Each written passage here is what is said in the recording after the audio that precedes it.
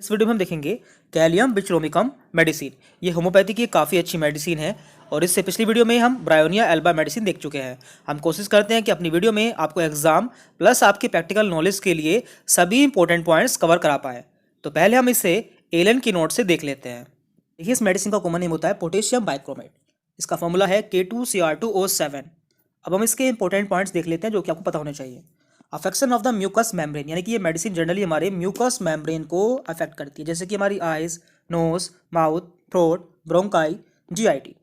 And इसका सबसे important point है कि इसमें स्ट्रिंगीनेस पाई जाती है। स्ट्रिंगीनेस पाई जाती है, जैसे कि discharge of a tough stringy mucus which adheres to the part and can be drawn into the long strings.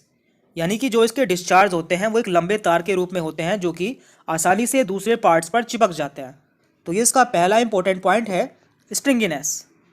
Then इसके बाद यहाँ पे दिया है complaints occurring in hot weather, यानी कि इसमें कंप्लेंट्स जनरली गर्म मौसम में होती है, यानी कि ये कोल्ड नेचर की मेडिसिन है। इसका पेशेंट कोल्ड नेचर का होता है।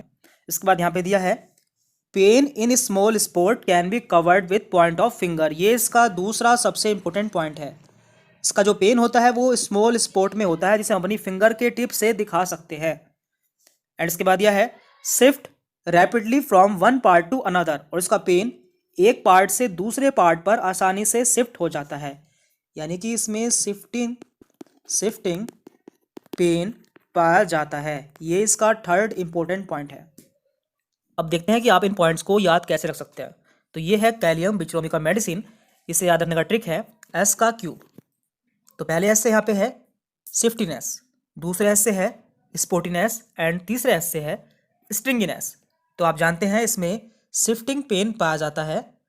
Pain in small spot, pain एक स्मॉल स्पॉट में होता है, और इसका जो डिस्चार्ज होता है वो स्प्रिंगी होता है, जो कि आसानी से किसी बॉडी पार्ट पर चिपक जाता है। तो ये इसके तीन इंपॉर्टेंट पॉइंट्स हैं। इसके बाद यहाँ पे कुछ और इंपॉर्टेंट पॉइंट दिए हैं, जैसे कि pains come suddenly and disappear suddenly. इसमें पेन जितनी जल्दी से आता है उतनी जल्दी से ही चला जाता है। अब देखते हैं इसके एग्रावेशन एंड एम्लियोरेशन।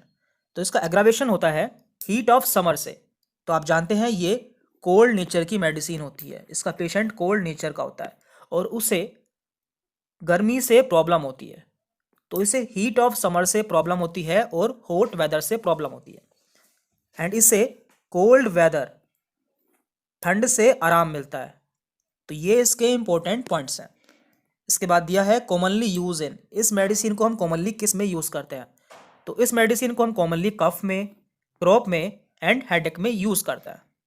तो आपको देखना है कि हमारे पेशेंट के सिम्टम्स कौन सी मेडिसिन से मिलते हैं, हमें वही मेडिसिन उस पेशेंट को देनी होती है, जिससे उसे बहुत ही जल्दी आराम मिल जाता है।